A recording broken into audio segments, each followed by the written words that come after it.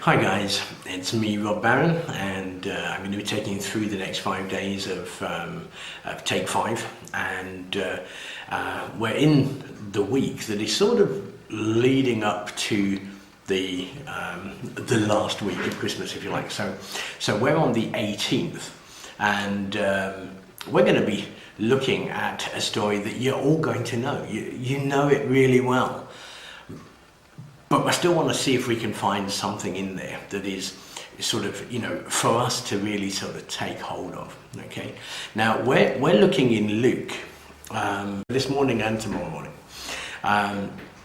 But there's an interesting thing here, because this whole passage is actually called The Birth of Jesus Foretold, okay? Now, just to put some context here, just before this, we had the angel meeting with Zechariah, and Zechariah was being told that he and his wife were going to have a child, a son. But the response that Zechariah gave was one of disbelief. He was basically saying, how can I be sure that what you're telling me is true? Well, that in itself was, the angel said, right, because you have disbelieved, you will not now be able to speak. And he was struck dumb. He did, of course, get his voice back once the baby was born, who was, of course, called John, and we know him as John the Baptist. So there was the response to the angel who's bringing a message from God, and he is not so sure about this. So what we're looking at today is where the angel appears again to Mary. Now, meeting with Mary, he has an incredible message to give her. The message to Elizabeth and Zechariah was, you're going to have a baby even though you're old. The message here is at least as impossible, if not more so, because of course Mary, although she was betrothed to Joseph, she was promised to him, she was going to become his wife, but she was a virgin. And this is key. It is key to understanding this whole episode here, okay? It is all about the fact that she's a virgin. And so, does she reply with disbelief?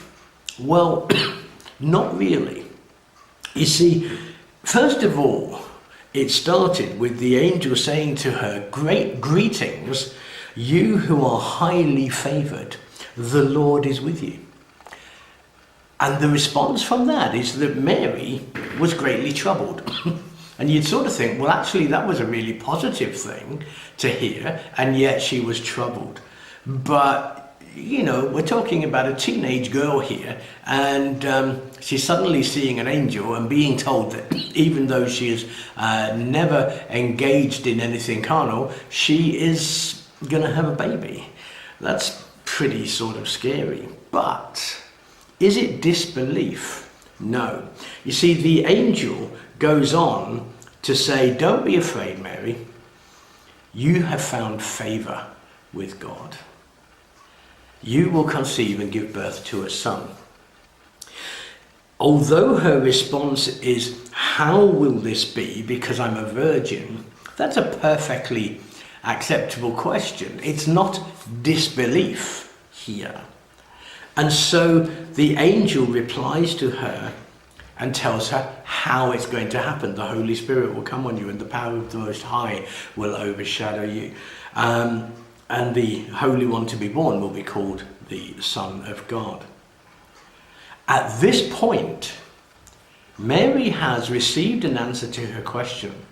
Does she show the same sort of disbelief that Zechariah and Elizabeth had?